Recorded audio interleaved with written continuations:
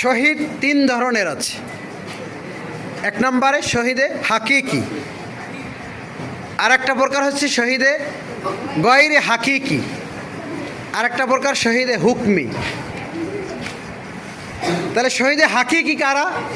যারা সরাসরি শহীদ হয়ে গেছে যুদ্ধের ময়দানে কাফেরদের বিরুদ্ধে যুদ্ধ করতে গিয়ে, কাফেরদের বিরুদ্ধে যুদ্ধ করতে গিয়ে যারা শহীদ হয়ে গেছে তারা শহীদে হাকিকি।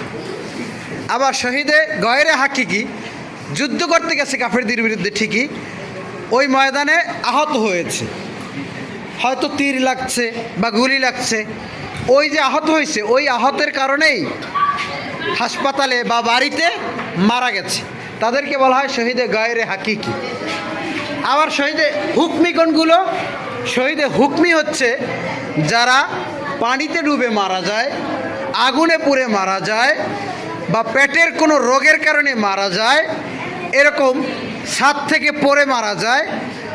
এই বিভিন্ন রাসূল পাক সাল্লাল্লাহু আলাইহি সাল্লাম যেগুলোকে বলেছেন যে এরা শহীদি মরণ, তারা শহীদে হুকমি। তাহলে এই তিন ধরনের আমরা শহীদ জানলাম: শহীদে হাকিকি, গয়রে হাকিকি, শহীদে হুকমি।